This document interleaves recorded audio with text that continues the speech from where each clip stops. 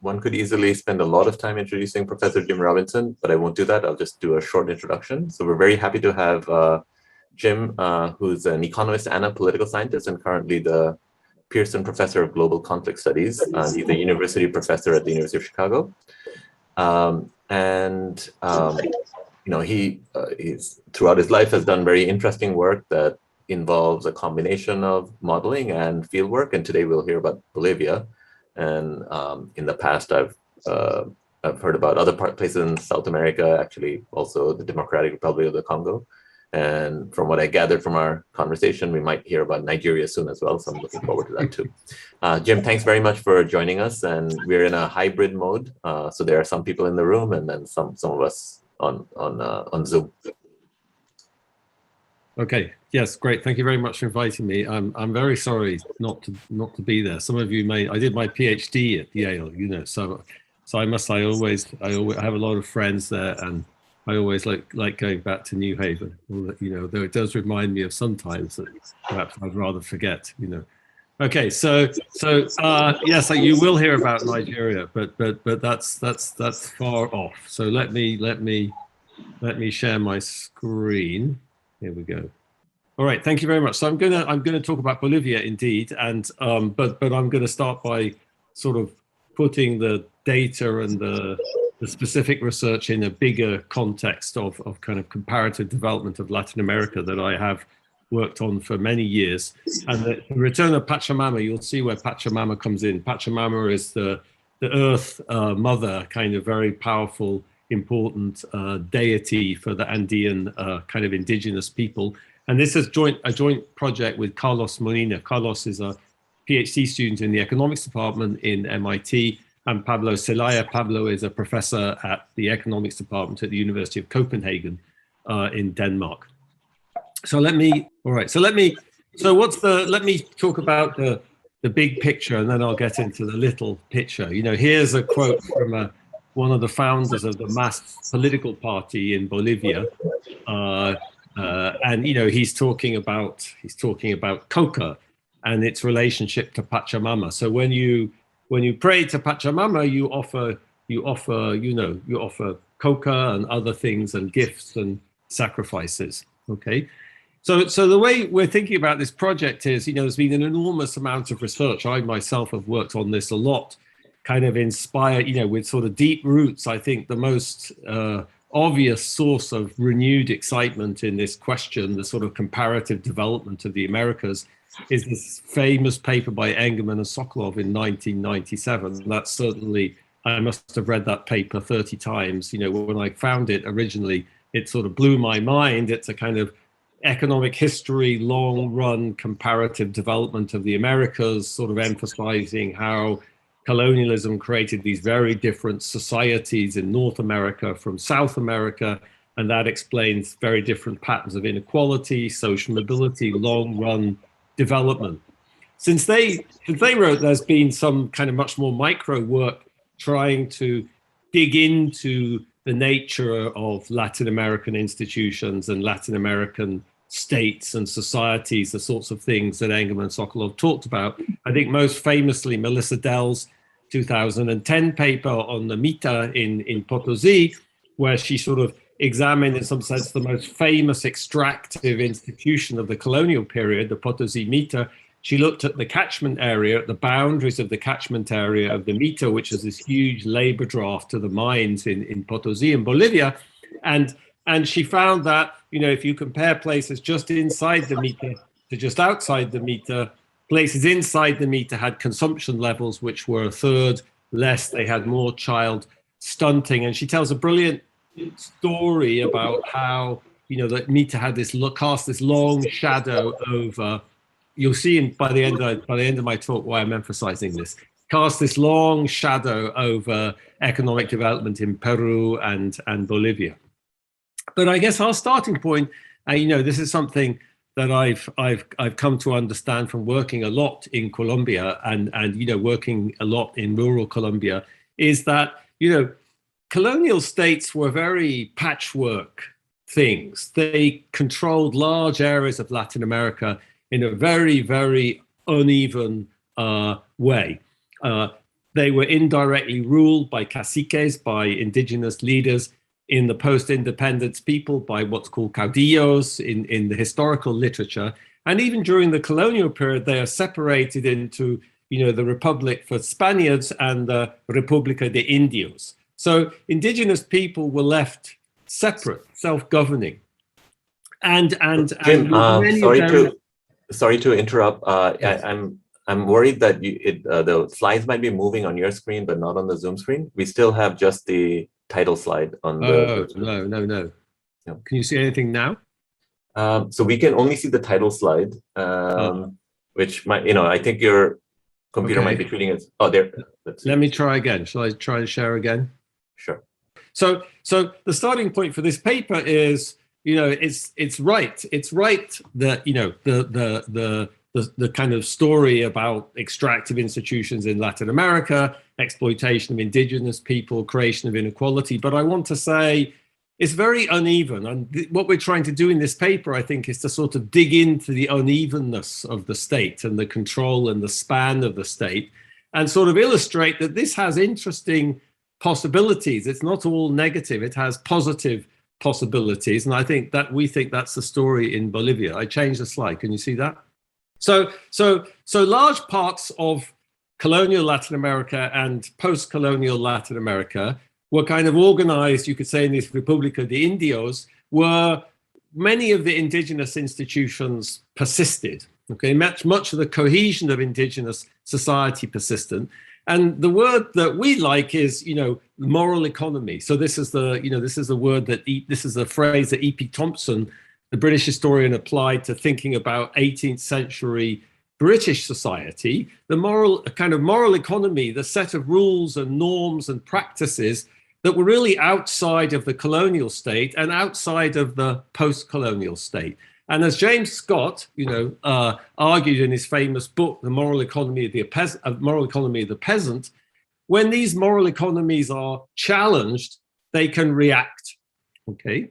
And I'm going to just give one Colombian example. Usually I talk far too much about Colombia, but one Colombian example, which I always like, just to kind of illustrate this, is, Colombia is famous for being at one point the drug, the kidnapping, the murder capital of the world.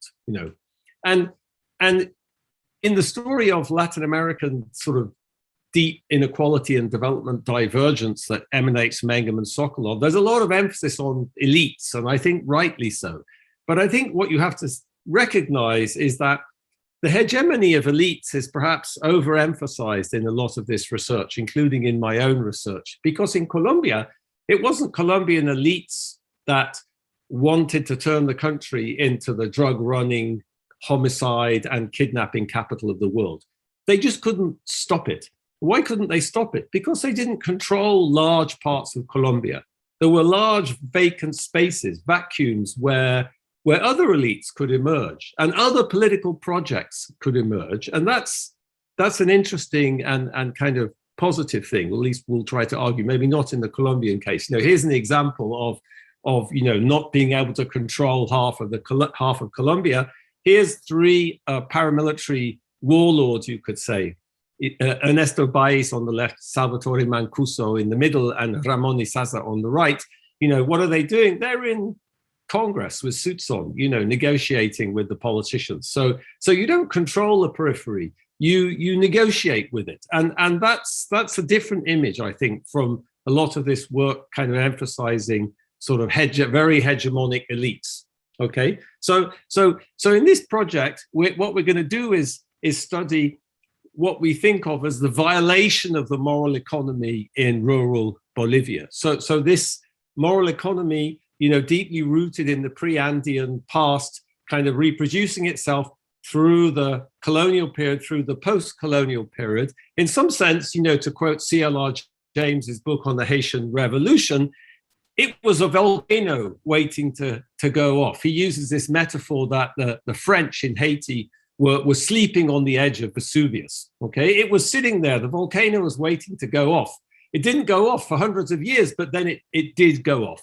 And I think that's the way we sort of want you to think about what's happened in Bolivia in the last 20 years. The volcano went off. And there's been a tectonic change in the nature of politics and society, okay? And so we're going to look at that living experience, but I want you to sort of think more broadly that, you know, perhaps we haven't conceptualized properly the nature of the state in Latin America, very uneven control of much of its territory, and the sort of possibilities that perhaps that allows for that we haven't grasped, including possibilities for dramatic change, which is what we've seen in Bolivia, okay? So what set off the volcano in Bolivia? Well, our argument is it's basically the eradication of coca. Remember, you have to use coca to honor Pachamama. In 1997, Hugo Banzer, who was the president, struck a deal with the United States aiming at, I say sometimes, or we say sometimes, zero coca. The reason we say sometimes is that it's a little uneven. If you look at all the documents of, you know, that it's a little uneven what was going on, and different documents say different things. But the basic thrust of it seems to have been President Banzer agreed to eliminate coca, okay? So what we're going to look at in the data is the consequence of this coca eradication for politics in Bolivia, and the kind of social consequences that is had, okay? But I think to grasp, you know, why we're looking at coca and the kind of political consequences of the attempt to eradicate coca, it's good to sort of, this is what they, you know, if you're Colombian and you say eradicate coca, you think of helicopters and planes sort of spraying, but this is how they do it in Bolivia with a machete. So just to, you know, just to give you the picture. And, you know, here's just, you know, in some sense, the paper in a nutshell. We're going to get much more into different things. Here is the drug eradication money on the left-hand axis flowing from the United States that ramps up with this Plan Dignidad, ironically named the Plan Dignidad, you know, that Banzer signs with the US government. So there's a huge ramping up of counter-narcotics aid. Here's the vote share of the MAS political party. I'll talk a little bit about MAS. The origins of MAS are very complicated. You know, it was organized by the cocaleros, by these coca farmers in the Chapare Valley in the east of Bolivia. But there's many other groups involved in it, to start with leftist groups, women's groups, indigenous groups. So let me not get into the detailed history. You could sort of say this United Left Party was a kind of, what Evo Morales was involved with, was a sort of, you know, kind of anticipated a little bit. The first time MAS really runs as a party is in 1999, and then you can see the vote share rockets up and they capture the president. Morales wins the presidential election 2005. Then, of course, you know, he abandons the counter-narcotics policy, so aid withers away. So what we're going to be mostly interested in is this period here of the kind of the impact of this counter-narcotics program on political support for MAS, and then what were the consequences which came, some of the consequences as a result of this capture of the state, which happens in 2005. Okay, so I think it, you know, it's I think, you know, but anyone who's been in Bolivia, in rural Bolivia, will kind of know this already. But you know, as an Englishman, you know, the idea of, you know, to give you an analogy, an English analogy of you know, what would it be like? You know, what's the analogy in England of like banning coca in Bolivia? It would be like banning beer. You know, if you banned beer and closed down all the pubs, you know, what would English men, you know, what would English people do? So, I mean, and that's a sort of trivial, I guess that's a bit trivial really, because coca is just much more deeply embedded in the culture and the religious and the worldview of Andean people. Okay.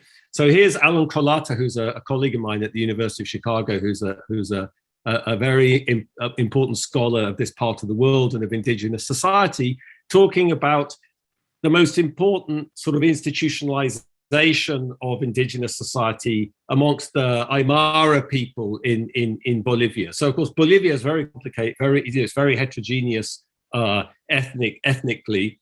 In the Andean area, the largest number of people are Aymara or Quechua.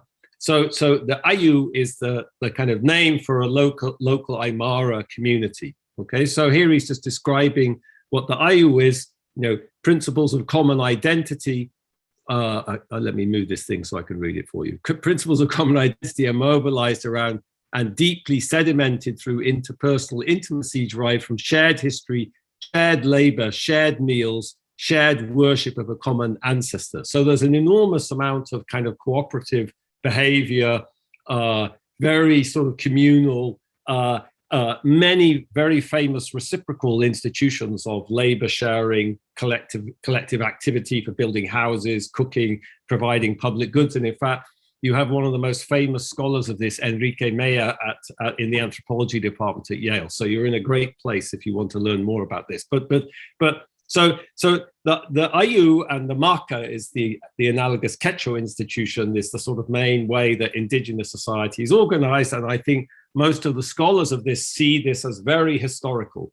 Okay, so this is part, you could say, of this story I was telling you, the Republic of the Indios, you know, this immense persistence of this rural organization of indigenous people and many of the practices and beliefs over time. And I want to say that, you know, this is very connected with coca. So Catherine Allen, who's an anthropologist at George Washington University, has written a lot about this, about how, you know, it's one thing to say, you know, there's labor reciprocity, you know, you help me, I help you, but I don't do anything without, and I don't ask anything from you without offering coca with what they call kintu. I have to offer you 3 coca leaves. If you've worked in West Africa, it's like cola and palm wine. You know, if you want to do anything or talk to someone or meet someone, or you break cola and you have palm wine. So here it's coca and, you know, and cane liquor nowadays. That's not very historic. I guess chicha or something would have been more historic, but cane liquor is kind of more practical perhaps nowadays.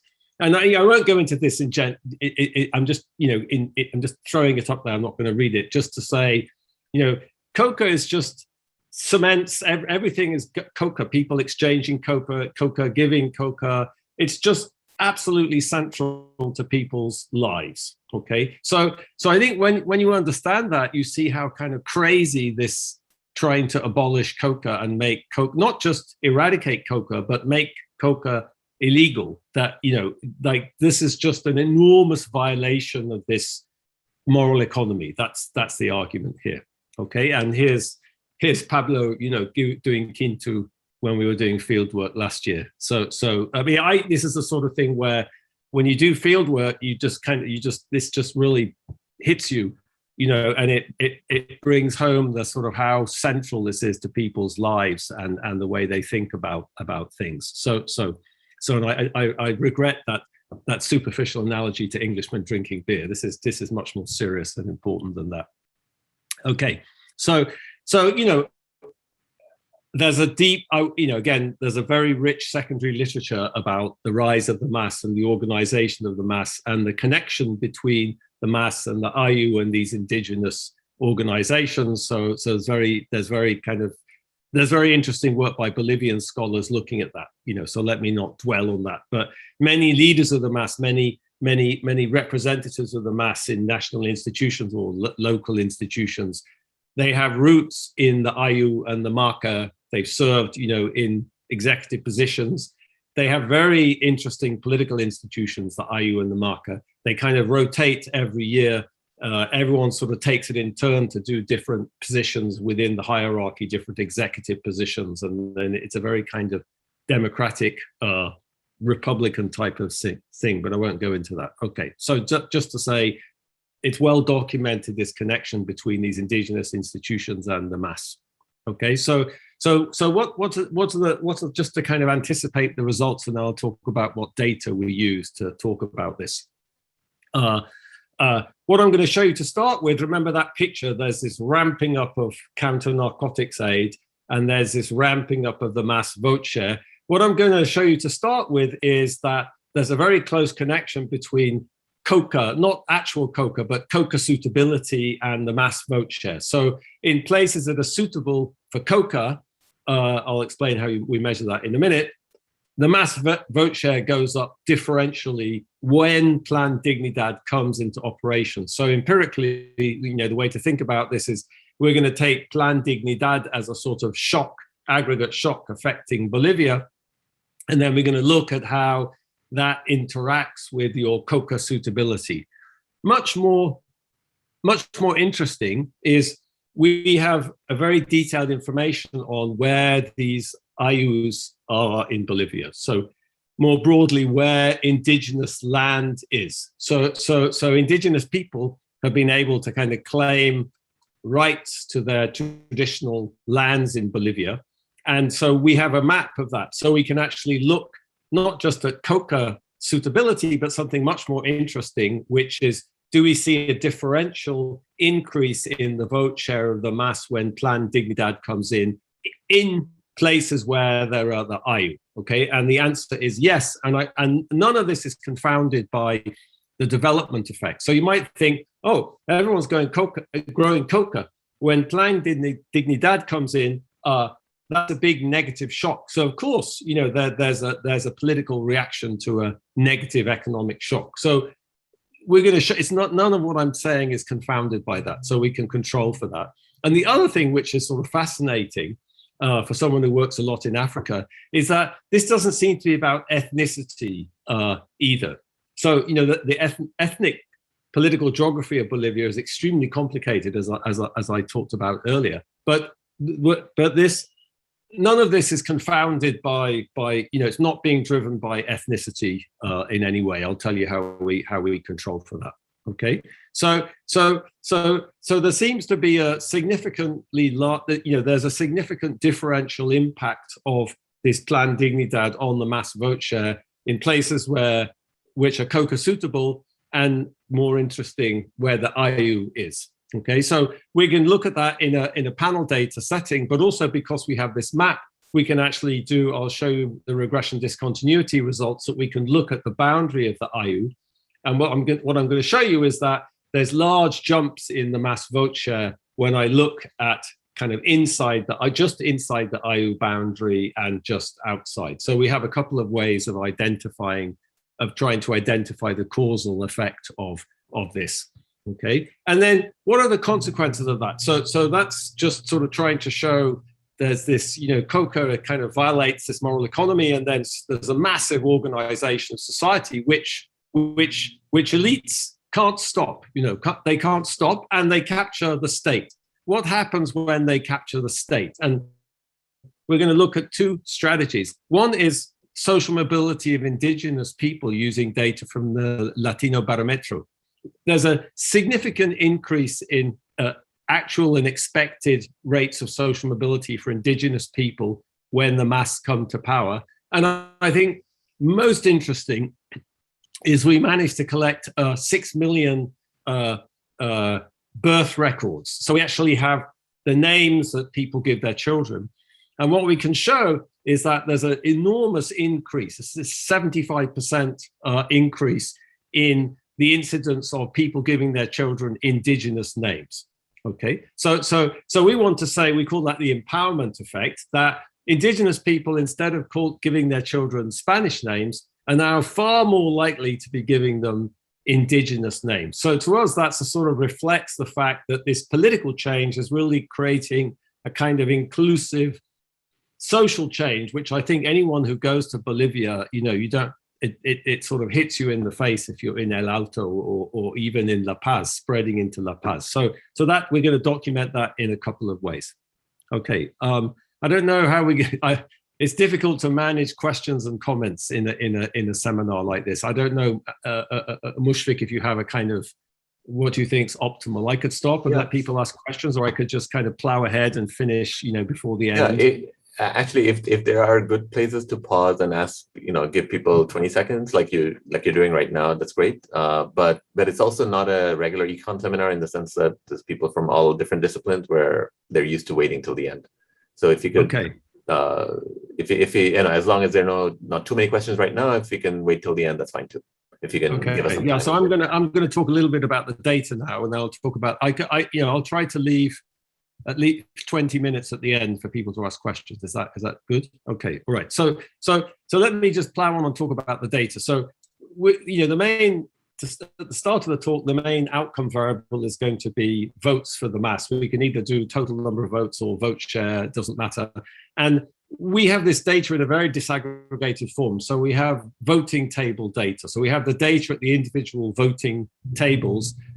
We haven't been able to get that for all elections, but we've been able to get it for these elections here. So 1999, 2004, 2005, 2009, 2010. So we're going to use, in the regressions I'm going to show you, we're going to use total number of votes for the mass at the voting table. Okay, so here, what does that look like? That's what all the voting tables look like in Bolivia. So it's very disaggregated. And we're going to situate the voting table in a sort of pixel, a kind of 10 by 10 kilometer square. And we're going to measure, different things in that square, such as, coca suitability, such as presence of the Ayllu.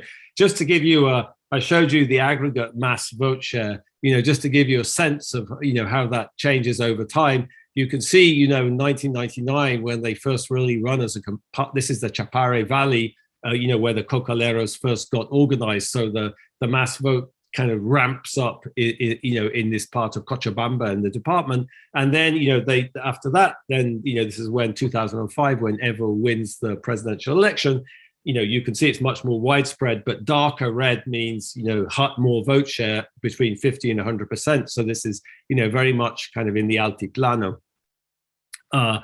Coca suitability is using, data that people use a lot to measure different types of crop suitability in economics. It's very popular nowadays. The FAO have this database, and for coca, it gives, what they call optimal or absolute conditions, like for growth, temperature, rainfall, elevation, slope, etc. So that gives you a kind of interval, so for example, for temperature, the optimal temperature for growing coca would be 18 to 20 degrees centigrade, but absolute, there's a bigger, they call it as like a bigger window, there's a bigger interval of temperatures. So what we do is we just take that data and we kind of focus on absolute. It doesn't matter so far.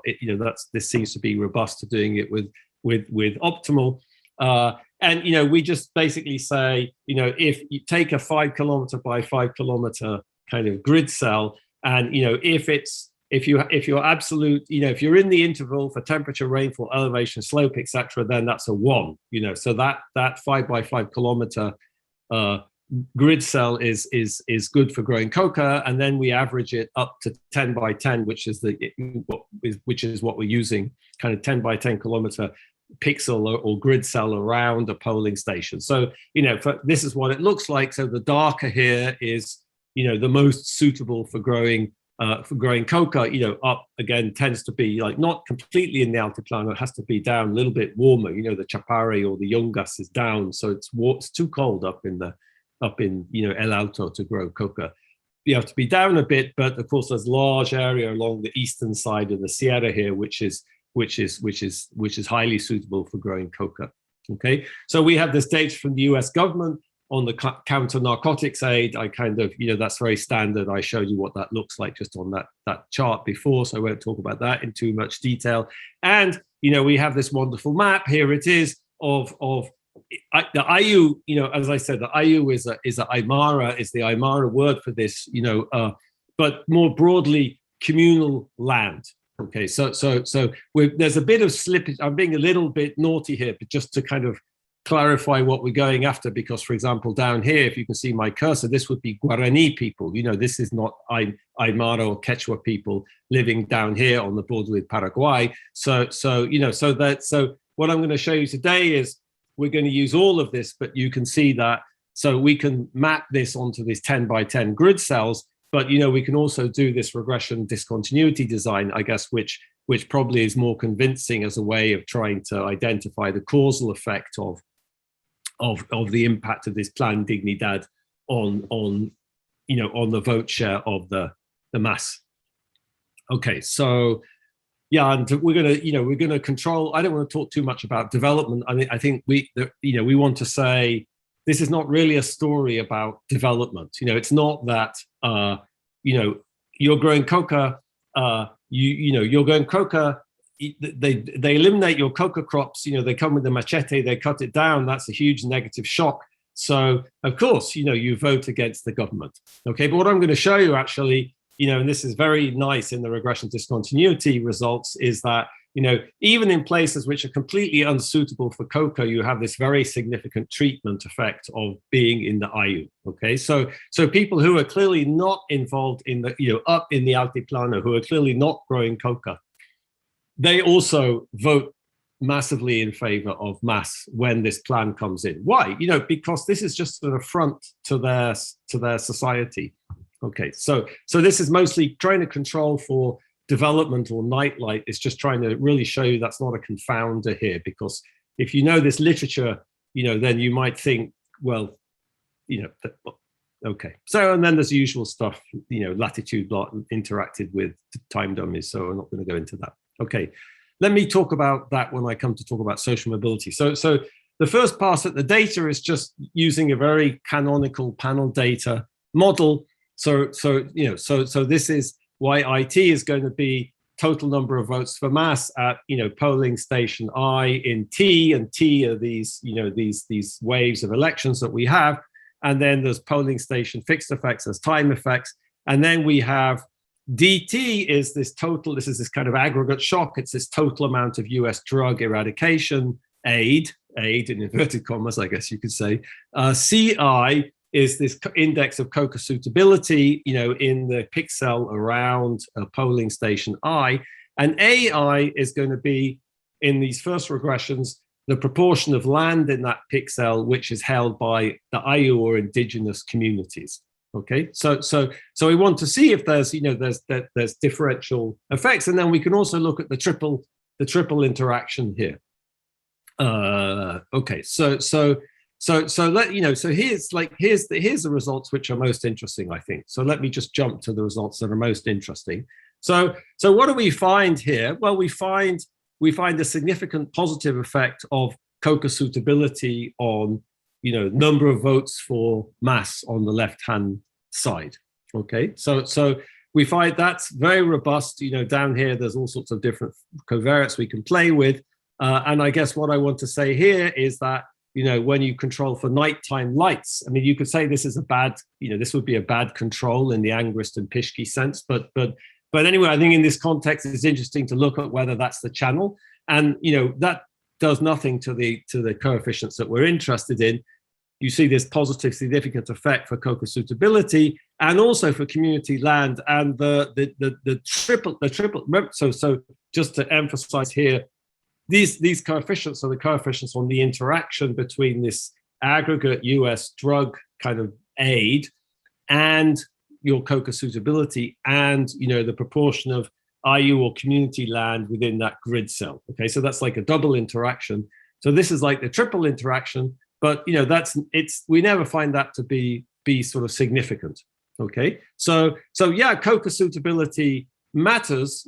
Why does coca suitability matter? I think the way we're thinking about that is that that's sort of picking up in some sense the sort of the kind of location of this coca culture, but of course the presence of the Ayllu or community land for us is much more interesting, because that's really showing where this institutionalized indigenous society is. Irrespective of coca suitability, you find this positive significant effect on the mass vote share when Plan Dignidad comes into operation. Okay, and if you look at the kind of quantitative effects of this, you see that one standard, like so if just to think about what the Plan Dignidad did, it increased US counter drug money by about 2.3 standard deviations at its maximum. And what we find, for example, with the Ayllu is that when that comes in, a 1 standard deviation in US counter drug aid leads to a 10% increase in the number of votes for mass. Okay, so given the increase in so this is quantitatively very large. That's what I want to say. So given the increase in US counter drug aid, the net effect of these two forces here is very big, quantitatively very big. Yes. Jim, Horacio here. I have a clarification question. In your regression, do you have because you didn't show them in the table, the direct effect of coca suitability and IU without the interaction with the plan dignidad? No, that's absorbed in the fixed effect, isn't it? Oh, you get that's time invariant, right? Okay. Yeah. So it's absorbed in the fixed effect. Okay. And I want to say, this is not a simple story of the rise of ethnic politics either. So what we do is we took the ethnologue map, which has basically very detailed information on the presence of different ethno-linguistic groups, really coded from language. That's my understanding. But we can map that onto the 10 by 10 grid cell. And so we can control for the presence of different ethnicities, Aymara, Quechua, Guarani, or whatever. That again, that's a time invariant thing, but kind of interacted with time dummies. So this is not just, this is not confounded by the rise of, Aymara politics or the rise of Quechua politics, and in fact, these institutions really go across ethnic groups, especially Quechua and Aymara in a sort of fascinating way. So I could get into that in more detail, but I think that's probably not emphasized enough at the moment. This is not, you might think, oh, it's sort of indigenous people have finally got mobilized and, so this is the rise of ethnic politics or something, but that's not the story we want to say. We want to say this is about this violation of this moral economy. Okay, so all right, so now we can do this. So that's the very kind of straightforward panel data approach to this.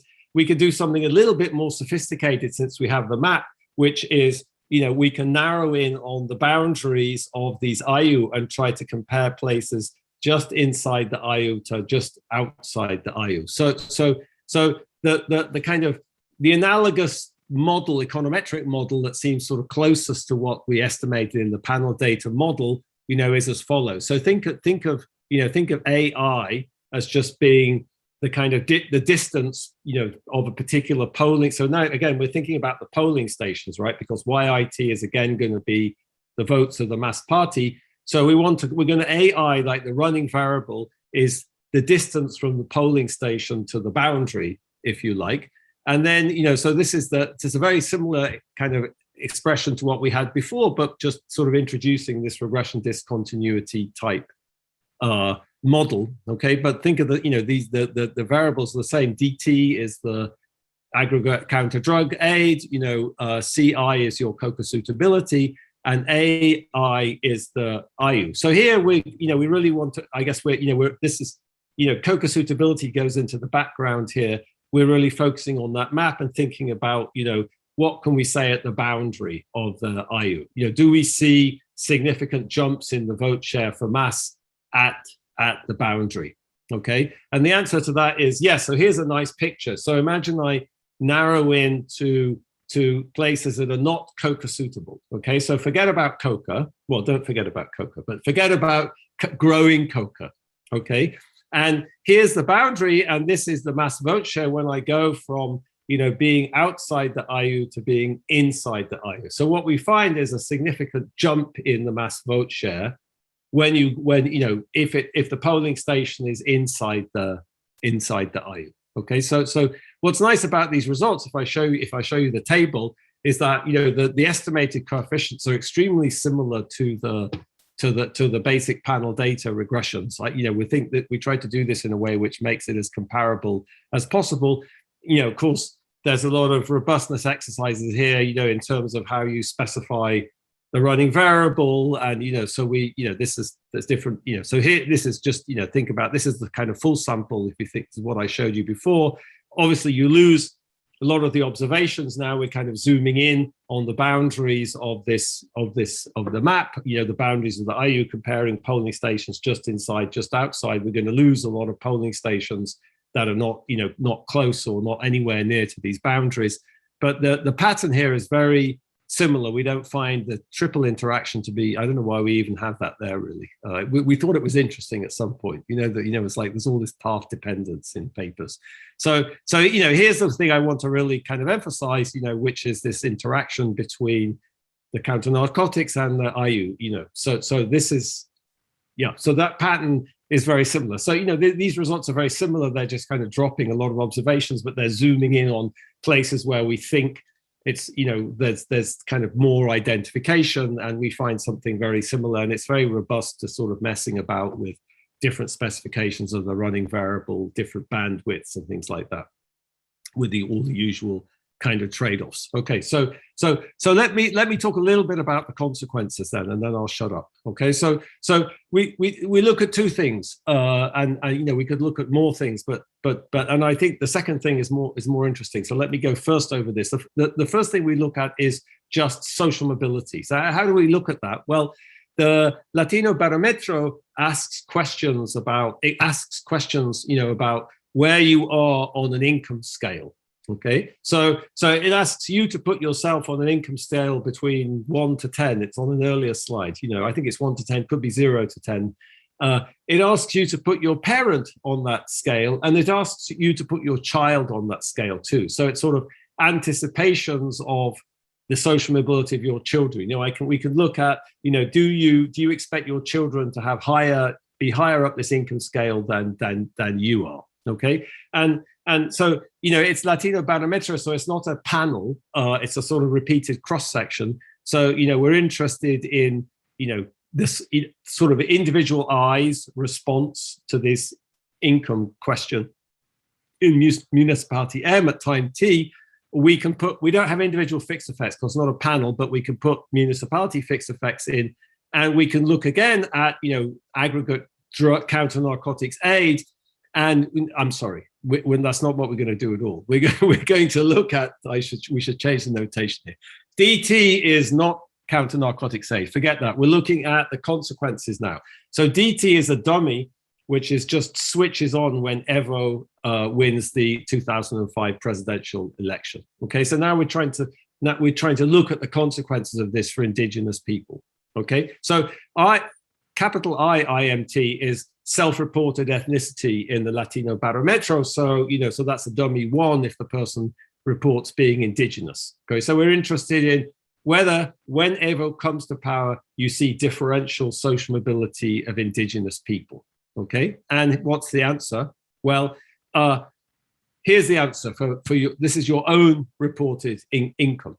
Okay, so when Evo comes to power, comparing before and after, what you see, and indigenous to non-indigenous people, you see a significant increase in people's reported income. So this is, I don't know if this is social mobility, but this is social mobility. It's an expected social mobility. There's a significant and much larger quantitatively increase in your expectations, the expectations of indigenous people about where their children are going to be on this scale. Okay, and there's an interesting sort of placebo here you can do, which is we have questions on your parents. So there's no way that Evo coming to power could affect where your parents were. Most likely seems plausible, and then we don't find anything on that. So that's kind of nice because it's like a placebo. It sort of makes the other results more believable. It's not that everything is kind of moving. I'm sort of euphoric, so I'm kind of overestimating everything. No, nothing happens with parents. But and I guess this is what we think is most interesting. Then you see increased expectations of indigenous people when Evo comes to power of social mobility measured in this way. Okay, and then the final exercise before I shut up is to sort of say and remind you what the big picture is so we have 6 million records of the names that people gave to their children. So what we're not able to do is link parents to children. Okay, so in some sense, the ideal regression we'd like to run is if I took the name of a child and we could, so we basically what we did was we classified using a kind of standard list in Bolivia. Was this an indigenous name or was it a Spanish name? And we'd like to capture, we'd like to measure, was child I in municipality in time T? Did that child get an indigenous name? And we'd like to know whether their family was indigenous, and then we'd like to look at the interaction between. But we can't do that because we can't link.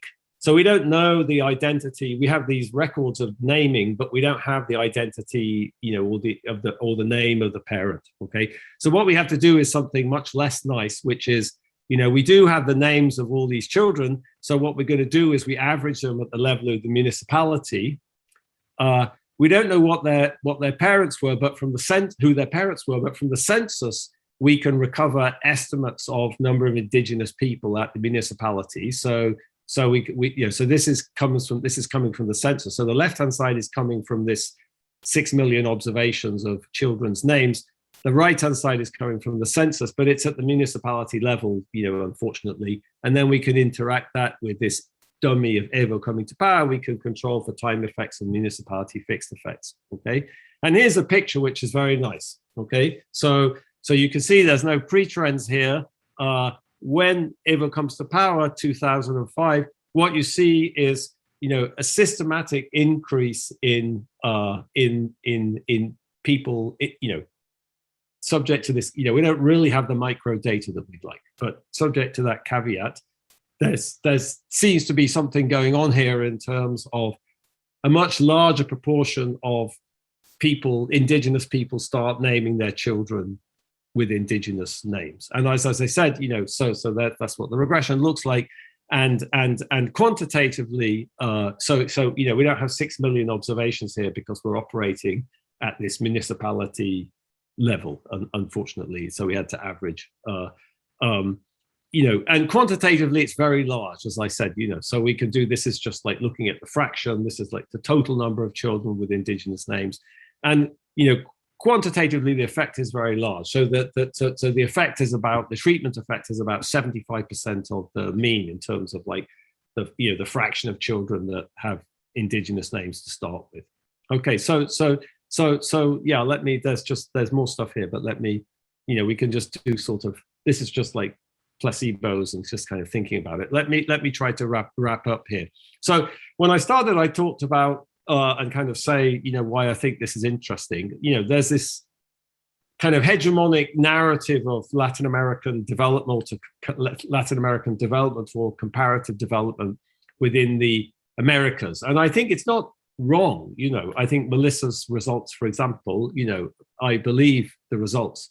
But I think what this experience in Bolivia shows is that this equilibrium is actually a lot more fragile than it appears when you read this literature. That once you start thinking and understanding a bit about the kind of architecture of the state in Latin America, large parts of Bolivia, were sort of not really controlled by Paseño elites. They were controlled by indigenous institutions and indigenous society, by the Ayllu and the Marca, and with very little hegemonic control of from La Paz or anywhere else. And that's true in Colombia. It's true in all sorts of parts of Latin America. So that equilibrium can be perturbed in kind of very interesting ways. And that's exactly what happened in this one instance. We're kind of looking at a very specific perturbation in that equilibrium, a kind of policy that enormously disrupted the worldview or the values, if you like, of indigenous society and led to this very powerful political reaction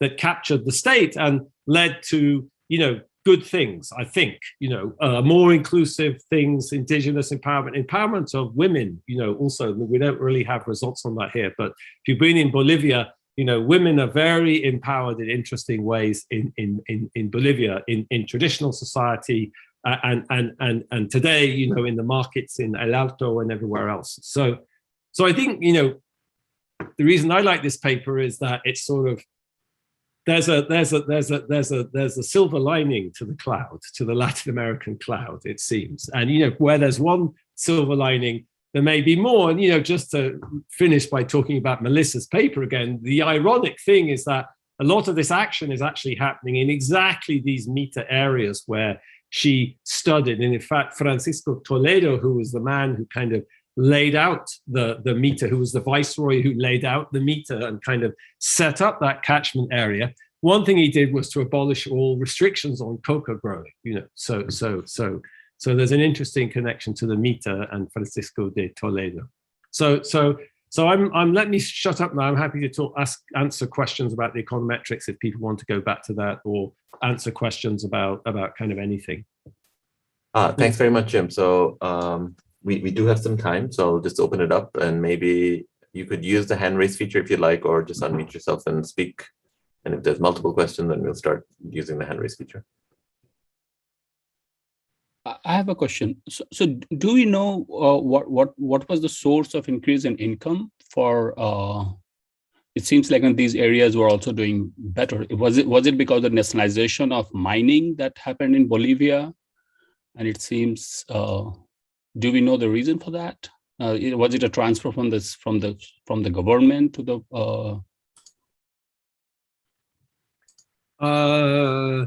Yeah, the survey doesn't reveal that. The survey just asks, it asks you to place yourself, for example, on this scale between zero. So I think there are other questions about occupation. So not the anticipated occupation of your children, but it might be. We might be able to look at that. The data that we have or we've been using doesn't directly speak to that.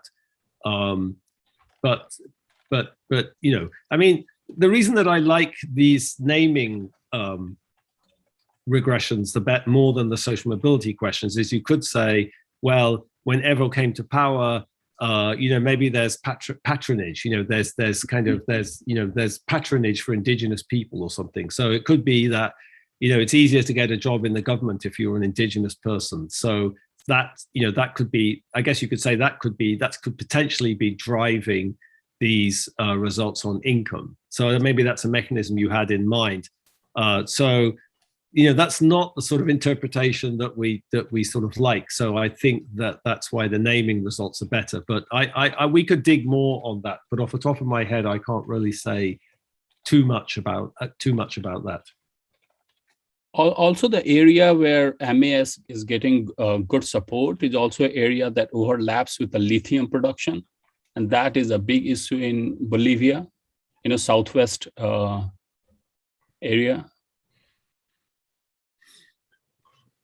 Yeah, but I don't know much about the organization of these mining economies or how that money is redistributed. I don't know if that's very capital intensive or it's creating employment or the rents accrue to the state and the state is redistributing.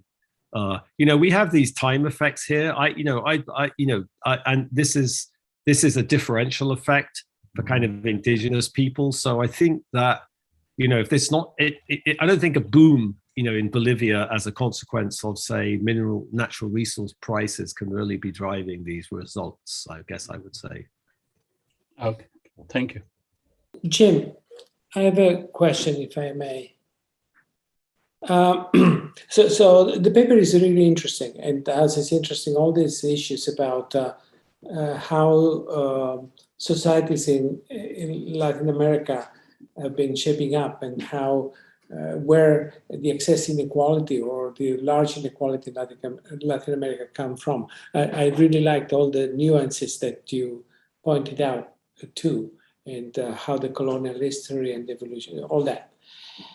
It's also a very important moment to look at these things. If you look at what was happening in Latin America before the pandemic, in Chile and Colombia, with the social unrests, that many linked to the absence of community power, community organizations that where citizens could feel represented. So all that is nice, it's interesting.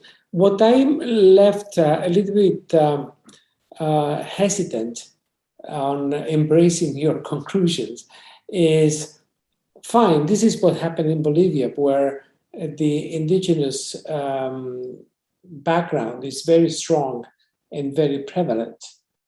In most of Latin America, you cannot think of something similar happening. One way to interpret what you are saying, and I particularly like the regressions where the results were the coca suitability, it's important, but it's not the story. The main story is the being inside or outside that structure that I do. But, can you think of other situations in Latin America where this community level empowerment can take place. Because I have a very hard time to, at least for the countries I know best, which are, Chile and Colombia, and to an extent Mexico. Although maybe Mexico there might be something like this. Yeah, I think that's right. I mean, I think you're right that in some sense, I would say the reason that this took this very kind of interesting and much more inclusive form is because you have this very cohesive indigenous society, which is, and that's not true in rural Colombia. That it's true in little pockets of Nariño or whatever it is, or Putumayo, but generally speaking, it's not true in rural Colombia. But I guess I would say, I think the broader point that this literature has sort of emphasized the hegemonic control of elites, and there's actually all these spaces for kind of alternative political projects to kind of emerge and flourish. I think that's true. If you think about Peronism, if you think about the history of Peronism, that was kind of exactly that. Like the descamisados. Who were the descamisados? They were people from the interior. They were people from the interior who kind of mobilized, who went to support. Like that's, again, you might think, well, that turned out to be a disaster. But I don't have a theorem about when political mobilization turns into something. That may well be very conditional on the nature of these traditional Bolivian institutions. I agree with that. Yeah. What you're saying, what your story then could be read is to say the situation in Latin America is characterized by these big holes that can be filled by something. But that's the story in the United States, isn't Jackson Turner's thesis about the frontier? All about how it's the frontier that creates the cult, creates the society. It was the U.S. frontier with frontier expansion and social mobility and democracy and whatever it was that actually created the U.S., not the core. So I think trying to think more about I agree with you. It's specific to the, maybe you can think about this in Peru or a few other places or Guatemala or whatever, but I agree, like many of these mechanisms are going to be different in different contexts, and rural Colombia is very different from rural Bolivia. But I think like the bigger image I tried to sort of project at the start, I find kind of interesting. But whether what's the external validity of any of these things? No, it's very conditional on these institutions, and But I think that's why I'm not an economist anymore.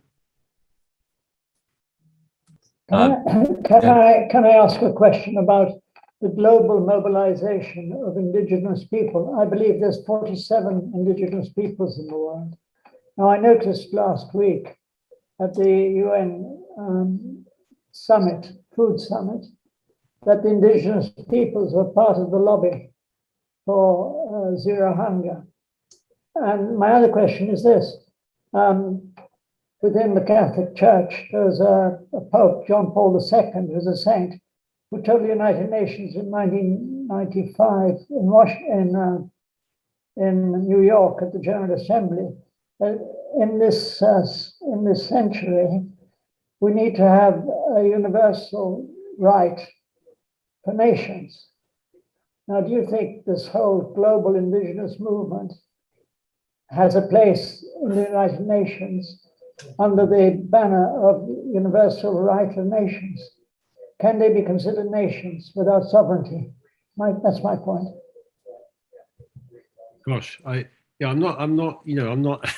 I don't think my findings speak to any of those questions. I mean, they're important questions. I'm not sure I have anything like terribly sophisticated to say about them. In some sense, during the colonial period, this República de Indios it did have a form of sovereignty or independence. Like the way the colonial state operated, it sort of granted enormous autonomy to these communities to kind of self-organize and that's true. That's true all over the world. I mean, how you recognize that today in the modern world, I don't know. I mean, obviously that's happening a lot in like there's all of these people, at least in Bolivia, and in Chile now. There's a very interesting discussion in this Constitutional Assembly about indigenous people's rights. And in Colombia, after the 1991 constitution, indigenous people got rights to their land. They got mandated representation in national political institutions. They were kind of recognized for the first time. But it's not, that's not on the same sort of scale as it is in Bolivia, because, indigenous people in Colombia are maybe like 5% of the population. So I don't know. I'm not sure I'm enough of a scholar to be able to answer those questions. I think you see indigenous people everywhere gaining much more recognition. In Australia, look at what's happening in Canada. In New Zealand, just this week, the Maori people are petitioning to change the name of the country back to its original name, away from New Zealand. So I think you see that sort of empowerment of indigenous people everywhere, and that sort of cultural flourishing of indigenous people. And maybe that's what you're suggesting is there's a much bigger picture here, which this research that I'm doing is kind of sitting in this much bigger picture, and perhaps that helps explain why it was that the mass were able to sort of grow and become empowered like this. Because it's very complicated, because they also the Morales' vice president, for example, he was a kind of Marxist sociologist, so they tapped into this kind of anti-neoliberal, anti-Washington consensus kind of narrative as well. But that's an interesting question to ask, and I'd have to go and look at maybe at the qualitative sources on this, is to what extent were they able to tap into these broader narratives of indigenous empowerment in a way that helped them to kind of grow and flourish. I'm not sure I know the answer to that off the top of my head. Thank you for an interesting answer. I see that Daniel and Gerard have their hands up. So Daniel, do you want to move first? Sure. My internet is a little unstable, so I hope you can hear me okay. I had a quick question about the interpretation of the moral economy as explaining the results. And because Bolivia's main coca growing regions, the Chapare and Los Yungas, are not necessarily the same places with the strongest historical strength of the Ayllus.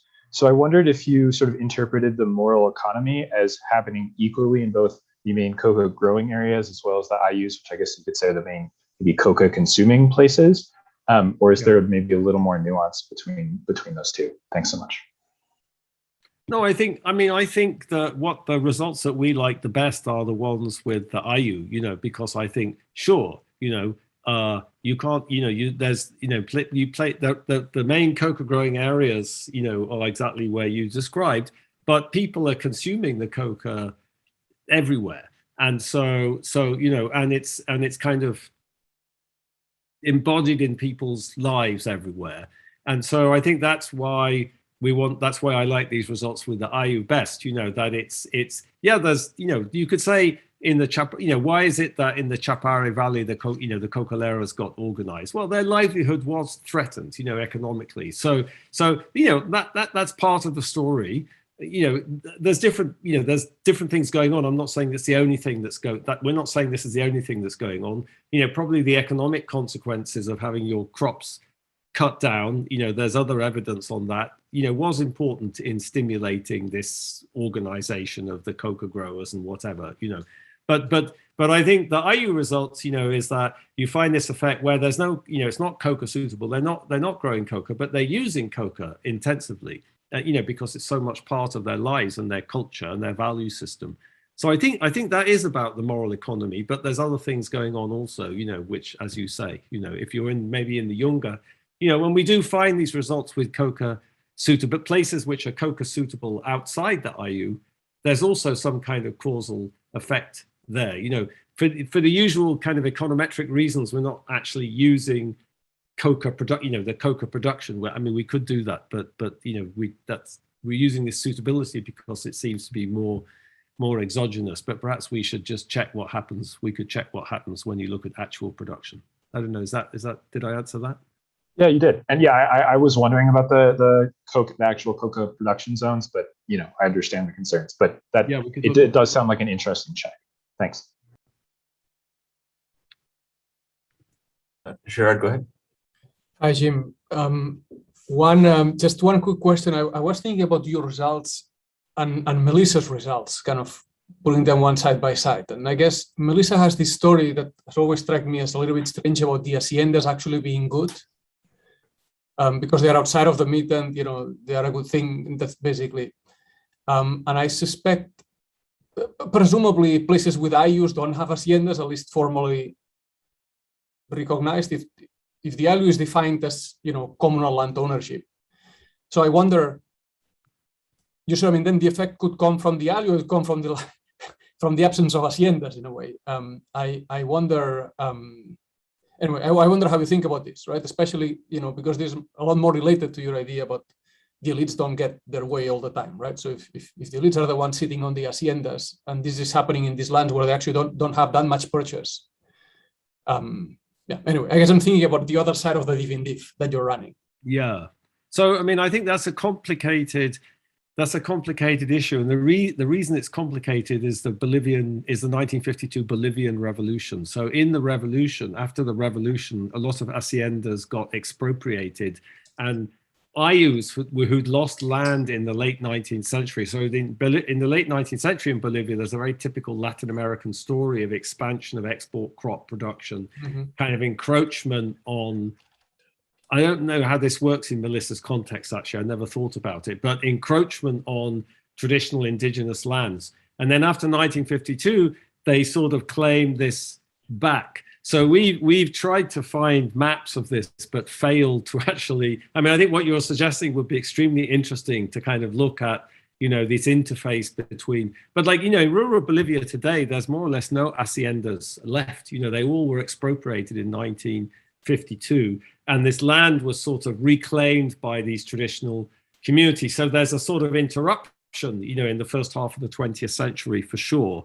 And, you know, but we were, and you know, so that was, that we thought was interesting, you know, that would be an interesting source of variation perhaps in how cohesive these communities are, you know, like a source of heterogeneity, you know, I think, but we were not able to really find a map or some documentation that would allow us to say, you know, here's an Ayllu which really, you know, and of course it's difficult, you know, here's an Ayllu which really was an enormous continuity, and here's a place where they were, you know, they lost the land in the 19th century and then it was restored, you know, after this hacienda was expropriated. I mean, if you go around rural Bolivia, you find these abandoned, you know, haciendas and things like that, or you find an hacienda with just like a little garden around it or whatever that lost everything. But we haven't been able to do that systematically. But we could, you know, now you're suggesting that, you know, we did have a long discussion about that at some point, but it didn't come to a conclusion because we tried to find data and we didn't succeed. But I think, you know, like here the story, you know, in some sense, Melissa's story is, you know, this income or this development gradient is caused by good things happening where the haciendas are, because haciendas have political power to kind of bring public goods and sort of investment from the central roads state. And, you know, connection to the market, Yeah. etc. That's basically the. I mean, there's also effects on education, which I find more difficult to explain with haciendas, but you know, connection to the market seems like a natural one. Maybe this thing is just not relevant by the end of the 20th century anymore. I don't know. My gut reaction would be it's not relevant, but Pablo would know more about that than me, and we should think more about it. Yeah, we should think more about that for sure. Because we're running out of time, let me take one last question from Lucienne, and then we'll wrap up. And you're on mute. Yeah. Oh, thank you. So I can't remember if the coca suitability is vary over time in your regression. So I am saying that because there is this paper from Paola Giuliano and Nathan Noam that show that okay, ethnic group in places where with high climatic stability, they tend to keep their tradition and their culture. So for your result, at least for your result on indigenous name, I'm wondering if the coca's suitability is not varying over time, if it doesn't pick like the effect of climatic stability instead. So I don't know what you have to say about that. Yeah, I mean, the coca suitability is time invariant. So we have this FAO data on rainfall and humidity and things like that. So that's a time invariant kind of characteristic of this grid cell.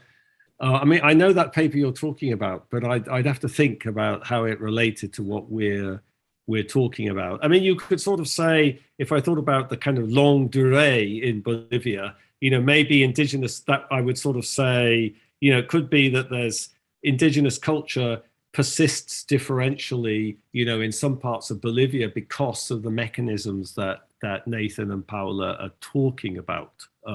So that would be, it could be, I mean, like I was talking with Gerard, we had this idea that the hacienda, if we knew where these haciendas were, which were then expropriated, that would actually give us a source of variation in how cohesive these indigenous communities are. Perhaps what you're suggesting is that's another source of variation. If we knew something about climatic variability, that would actually create a kind of prediction that, in some places, because of climatic variability, that the indigenous communities were kind of more cohesive, and that should be there should be a differential effect, So that, I mean, that's an interesting idea. I hadn't thought about that. One of the most interesting things about these Bolivian communities is this so-called archipelago organization.